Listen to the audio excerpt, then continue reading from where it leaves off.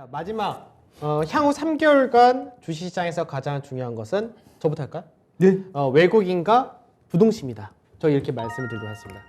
그러니까 저는 이제 어떤 부분이냐면 지금 수급적인 부분에서는 이제 이번 주 같은 경우가 대선 결과 나와서 관련주도 많이 움직였고 사실 뭐 앞전부터는 이제 선도주라고 저는 이제 그렇게 얘기를 했는데 뭐 신재생을 비롯해서 이제 인플레이션 관련된 쪽, 그다음에 뭐 에너지 관련된 뭐 러시아 문제 이런 쪽이 움직였다는데, 그러니까 이들 갖고 시장이 버티고 있고 현재는 이들이 강세를 보여주고 있기 때문에 시장에서 그나마 거래 대금도 증가를 하고 좋은 흐름인데 우리가 3개월 뒤 크게 간다라는 생각을 할 때는 꼭 외국인이 필요하다 이런 관점이고, 아까 이제 연준회의라든지 러시아 관련된 문제는 것도 다 복합적으로 지금 얘기를 하는 건데 환율이 지금 보게 되면은 좀 재밌게 왔어요. 원달러 환율이 1240원 전후를 한번 찍었거든요. 그러니까 환율이 이 1240원 전후를 찍었던 적이 2016년도 한 번 있었고요. 그 다음에가 2020년 코로나. 그 전에가 바로 이제 미중 간의 무역 분쟁이 있었을 때 그때부터 올라가기 시작해가지고, 그리고 이번 세 번째 왔거든요. 근데 이제 2010년도 같은 경우는 이제 환율이 이렇게 올라왔을 때 환율이 정점 찍고 내려오면서 외인들의 매수가 들어왔던 케이스였고, 2020년 코로나 때는 아예 들어오질 않았었죠. 그때는 너무나 뭐 가파르게 움직였던 것도 있으니까. 그래서 이번 같은 경우는 시장에서 외국인이 들어와야 되지 않을까 이런 생각 좀 하고 있습니다. 수급 자체가 아직은 기관에서가 뭐 적극적인 수급이라든지 연계금에서 매수가 없기 때문에, 그래서 저는 외국인들이 들어오는 게 좀 중요하지 않을까 이런 생각이고, 부동심이라는 건 뭐냐면은 시장에서 지금 약간 이거는 아까 연준회의하고 연결되는 부분인데 이제 박조현님이 그런 얘기를 하셨죠.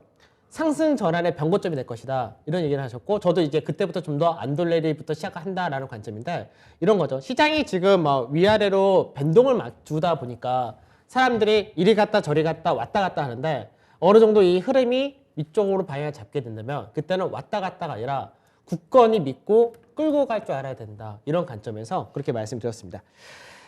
자, 그러면 바로 박종훈님 말씀하실까요? 네, 저는 중요한 부분 자체가 결국은 원자재 가격 안정 여부라고 봐요. 결국은 앞서 이제 우리 강재영 운영력 얘기했던 것 자체, 외국인 수급도 결국은 원자재 가격이 안정을 찾으면서 그래야지 환율이 떨어질 거고, 그래야지 외국인 수급이 들어올 수가 있다고 보고 있는 쪽이거든요.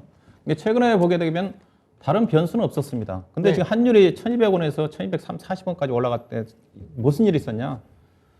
러시아 우크라이나 전쟁으로 인해 가지고 러시아에 대한 여러 가지 원자재 관련 수출 금지라든가 이것 때문에 원자재 가격 폭등을 했던 영향이 가장 크다고 보고 있거든요. 이러다 보니까 달러가 99.3까지 정도 올라갔다가 지금 떨어진 상태인데, 사실 이거는 중간 하나가 더 있었습니다. 원전 공격. 그렇죠. 원전 공격되면서 방산 유출 가능성이 우려되면서 유로가 확 무너져가지고 그거 하나 같이 있었죠. 그러니까 가장 부분 자체가 원자재 가격이에요. 이것 자체도 저도 이제 앞서 이제 이번 3월 15일 날 연준에서 0.25% 정도, 25pp 정도 금리를 인상을 할 건데, 현재 시장에서는 이번에는 0.25% 금리를 인상을 하지만은 5월 달에는 우리 앞서 경제운용력은 앞으로 0.25%만 계속 인상할 거라 했지만은 0.5% 정도 이상할 거다. 그런 전망이 있거든요. 5월 달에. 그러면 이제 또 이게 좀 영향을 받을 수가 있거든요. 그러기 위해서는 앞서 이제 어제 미국의 소비자 물가 지표가 7.9 나왔지 않습니까? 이게 자체가 지금 이번 러시아 우크라이나 전쟁으로 인한 원자재 가격, 상품 가격이 반영이 안 된 거거든요.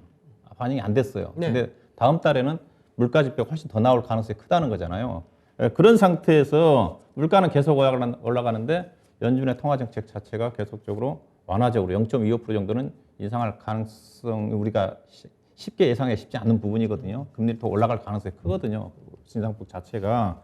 그래서 어떻게 되든 간에 지금 급등하고 있는 유가를 중심으로 해서 니켈이라든가 뭐 중심으로 해서 천연가스라든가 원자재 가격이 안정을 찾아야지 향후에 물가 지표가 완만하게 좀 떨어지면서, 그러면서 연준의 통화 정책 기조 자체가 올해 예상했던 7차례 내지는 8차례 금리 인상 속도로 마무리될 가능성이 큰데, 현재 원자재가격 급등한 국면 쪽에서는 연준의 통화정책 기조 자체가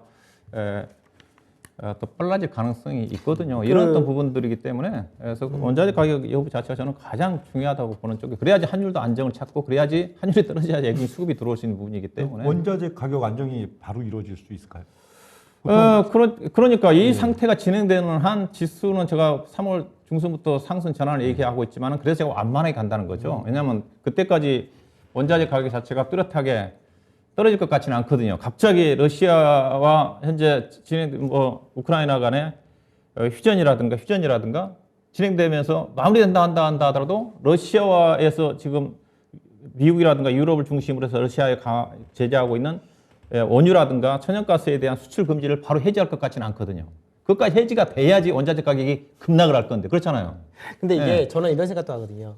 예전에 유가가 2011년도부터 2014년도까지 80불에서 115불에서 4년 동안 움직였거든요. 그러다가 이게 나중에 미국에서 셰일가스 막 뽑아내면서 공급이 늘어나면서 그때 유가가 무너졌다가 지금 다시 80에서 115불 사이 여기 왔거든요, 사실은. 그러면 유가도 상품인데 이 정도 가격이 10년이라는 시간 동안에 이 정도 올라온 게 정상 아닌가 이런 생각도 하거든요. 그 원자재가 또 한번 띄워놓으면 고공행진을 네. 상당 기간 한 당원 하고 이어가기 때문에. 예. 그리고 이제 또 하나는 이제 CPI가 7.9% 나왔잖아요. 어저께 발표한 게. 근데 이게 사실 기저 효과도 있으니까.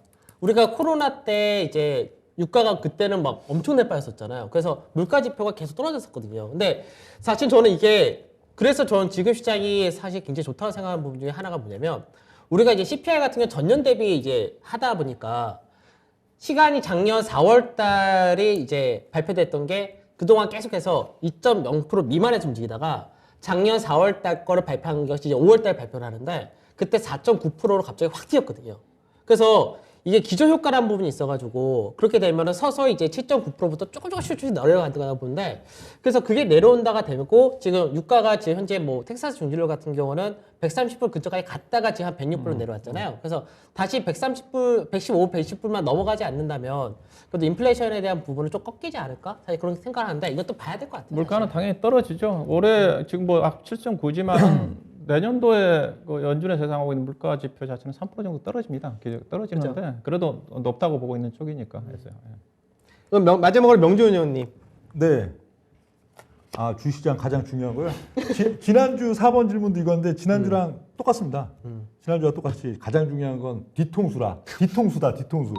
이거 요즘 투자 매매하는 데 있어서는요. 이거 뒤통수 생각 안 하고 매매하면 사실 뭘 먹을 수가 없습니다. 이게 뒤통수라는 게 당장 어제 오늘도 그렇잖아요. 어제 오늘 제일 급등주들 보면 두 가지 지금 원전 오늘 점심 때 갑자기 확 올려쳤고 그리고 저 리오프닝 어제 좀 반등 주다가 저거 있는데 직전 흐름이 어제만 해도 어제 아침에 윤석열 후보 당선됐다고 해갖고 원전 퍽 떴다가 내려왔죠. 9억까지 그냥 쭉 밀었죠. 종가까지. 이거 뒤통수 아니야, 뒤통수. 그리고 이제 그 장대음봉을 보니까 투자자들이 야 이제 원전 끝났구나 이거 재료 노출 이제 끝이구나 하니까 오늘 멀뚱히 이제 오전에 물량 받다가 한순간에 그냥 한 20, 30분 사이에 그냥 다 올려쳐 버리잖아. 이게 뒤통수죠. 그리고 저기 리오프닝도 마찬가지예요. 리오프닝도 바로 전전일 그저께 다 그 밴드 저점을 이탈시키면서 급락을 줬었습니다. 그러니까 사람들이 한 달 동안 이제 붕 떠갖고 왔다 갔다 그걸 깨고 빠지니까 어떻게 돼요? 다. 아, 이거 도로 이제 빠지는구나. 투매했겠죠. 그러고는 바로 어제 잡아 끌어올리고 오늘 푹 올려쳐갖고 오히려 밴드 고점 뚫고 이런 완전 지금 다 뒤통수 연속이거든요. 그래서 급락은 진짜 착하게 나옵니다. 급락할 자리 만들면 착하게 급락이 나오는데 상승은 만약 이만큼 올라갈 종목이다 해도 그걸 착하게 올려주는 게 아니고 푹 올려치면은 또 야 이게 아니구나 시세 끝났구나 하고선 포기하고 절망하게 했다가 올리고 이런 양상의 뒤통수 이걸 머릿속에 유념하지 않으면 잘 갖고 있어도 털릴 수밖에 없고요. 그리고 이걸 또 매수하는 데 있어서도 이걸 항상 유념을 해야 되고 시장 지수도 마찬가지예요. 시장 지수도 뭐 보면 뭐 지난달 이번 달 계속 똑같습니다. 앞으로 다음 주도 똑같을 거예요. 다다음 주도. 그래서 야 여긴 이제 저점 깨지고 강한 급락의 본격적인 시발점이 되겠구나 하는 공포가 막 엄습된 순간은 바로 그 시점 대비 이제 2, 3일 동안 지수 한 80포인트, 120포인트 그냥 반등 나옵니다. 그리고 또 반등 나왔고 또 야 이제는 시장 안정됐구나. 이제는 시장이 이제 좀 가고 올라가겠구나 하는 어떤 좋은 기분이 확 드는 시점이 있어요. 그 시점 필두로 2, 3일 동안 또 100포인트, 150포인트 급락 나오고 계속 그거 연속이기 때문에 머릿속에 항상 기분이 좋다. 아, 또 뒤통수 칠 시점이 가까웠나? 또 어떤 걸 이제 저 종목은 진짜 안 사길 잘했다. 저거 하구나. 그 순간이 매수의 타이밍일 가능성이 상당히 많다. 이걸 머리에 항상 염두에 두고 가야지. 이거 염두 안 하면은 뭐 최소 뭐 단기 매매 있어 갖고는 뭐 어떤 좋은 성과를 낼 수가 없는 그런 면들이 있어서 계속 뒤통수. 그러니까 우리 명준호 운영력의 예. 그 투자한 길목지키 해야 되는 거고. 정통 길목 그렇지. 지키기도 예, 그리고 길목을 제가- 지켜놨어도 그 다음 단계에 있어서도 계속 예. 그 뒤통수를 항상 예. 유념을 두고 가야지. 그리고, 그걸 안 두면은 그리고 제가 얘기하고 있는 역발상 투자를 해야 된다. 특히 코스피 가치주 같은 경우는 주가 빠질 때 사야 되고 올라갈 그렇죠. 때 따라 예. 사는 매매는 자제해야 수면 된다. 공포 공포스러울 때 오히려 사고 그게 맞는 겁니다. 예. 그래서. 예. 기분 좋으면 비중 좀 줄여볼까 오히려 그렇게 생각해야 돼요. 그러니까 추경 올라가는 주식 따라가서는 안 되는 거고 반대로 이게 어제 빠졌던 주식이 오늘 다 떴어요.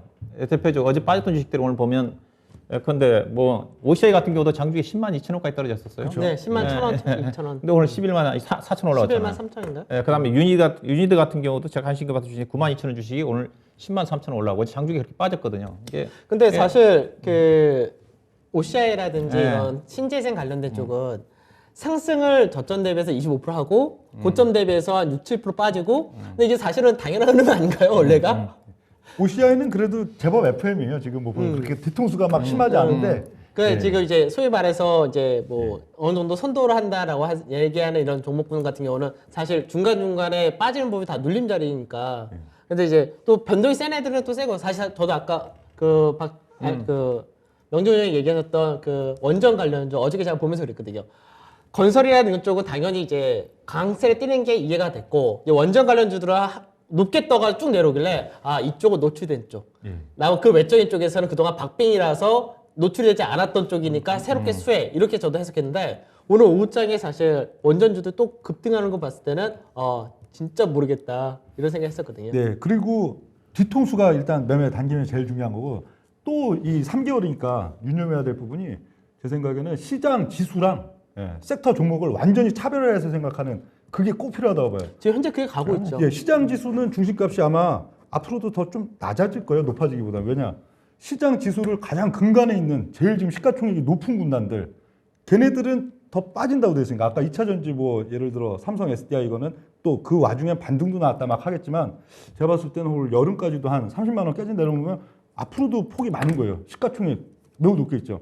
삼성전자 같은 경우도 운용료 생각에는 지금 오늘 딱 7만 원인가 그런데 한 5만 6천 원 정도까지는 좀 빠질 걸로 보여요. 네. 5만 6천 원 빠지면 주식 그러니까 얼마 빠져요? 여기들은 시총이 제일 크고 비중이 높은 것들은 빠진다고 돼 있고 반면에 그 외에 또 오히려 지금 이미 바닥 찍고 돌아나가는 거 건설도 사실 지금 센 이유가 바닥을 찍고 지금 돌아가는 거 그렇거든요. 뭐 건설 뭐 또 각종 인프라 관련 기업들 등등 해갖고 지금 뭐 바이오 뭐 등등 바닥을 찍고 돌아나가는 것들은 어차피 지금 주가가 많이 쪼그라들어 있기 때문에 시가총액 비중도 별로 없어요. 이게 뭐 진짜 여름까지 뭐 더블을 간다 50%를 오른다 해도 지수 영향 별로 없다고요. 그러니까 지수는 중심값이 오히려 등락 과정 속에서도 좀 낮아질 수 있지만 그거랑 별개로 지수가 빠지는 동안에도 완전히 그건 그 섹터가 아닌 여타 섹터에 있어 갖고는 장세가 야 왜 이렇게 장이 좋지? 왜 이렇게 지금 탄력이 좋지? 왜 이렇게 이런 분위기를 뭐 이번 달 지금뿐만 아니고 다음 달 다다음 달도 가져갈 수 있기 때문에 아예 지수는 지수 너 맘대로 그냥 뭐